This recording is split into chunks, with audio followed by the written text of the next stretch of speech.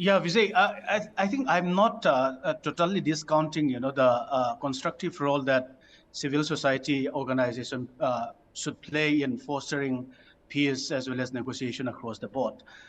In fact, the kind of situation that we are now placed is so precarious, and until a semblance of law and order is in place, until trust and legitimacy of the state government is in place, I think it is very difficult proposition to suggest that civil society should come forward. Remember that any involvement or any active involvement of civil society, influential political or civil society leaders who would speak, constructively to restore peace, until and unless they square up with the very integrationist and majoritarian agendas, are now being targeted. That is the miserable plight that we are placed in, and that is precisely where I thought that, if until you establish a sense of trust as well as legitimacy in the state, which the present dispensation has conspicuously failed, and given that there is an extensive collapse of the state machinery, because the state forces are now being captured by powerful social force,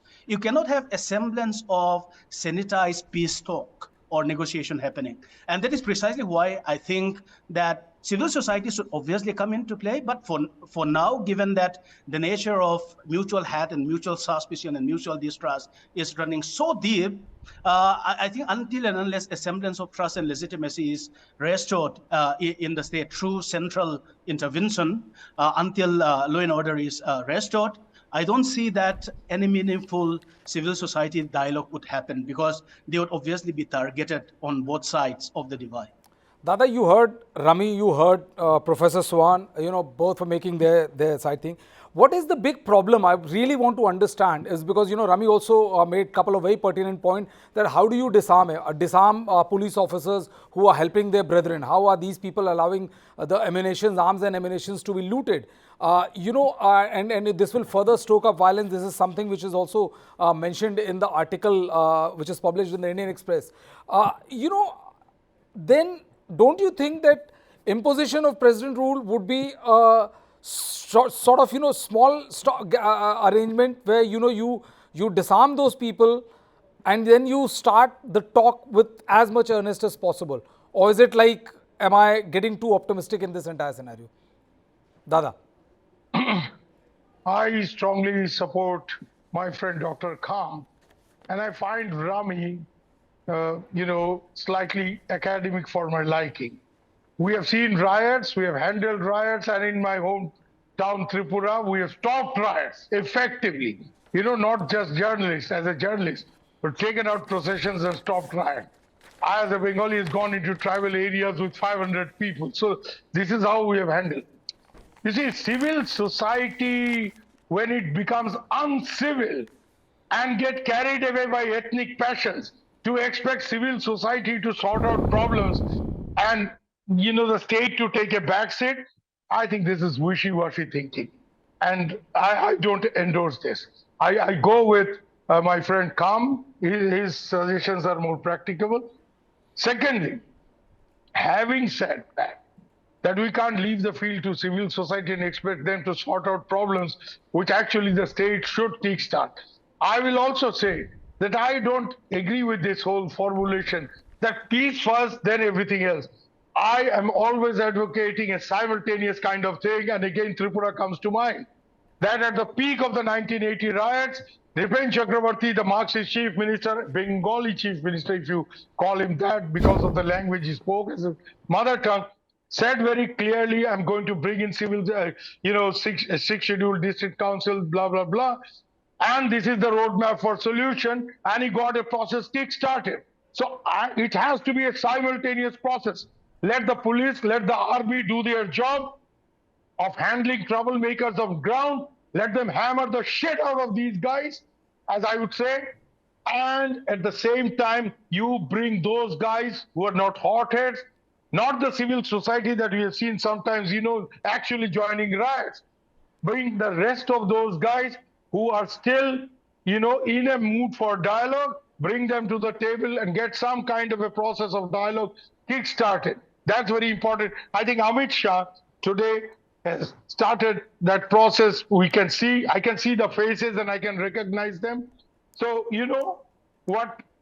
The fact that for 1 month this is going on and the chief minister could not get this kind of a dialogue, and he needs hand holding of the union home minister to come and get this started, makes it very clear that he is not up to the job that we think he should be. A chief minister, if he cuts, his appeal cuts across political as well as ethnic lines, and he's seriously interested in running the state and not just be the great patriarch of a particular community, he should be able to get a dialogue kick-started alongside this whole process of ethics. And I can give you enormous amount of actual on ground examples which sometimes our academic friends miss out on. Experience sometimes counts more than education, formal education. Yeah. And lastly, let me make this point with some emphasis. You cannot end this trouble in Manipur unless you also take a proactive role in Myanmar. These things are linked.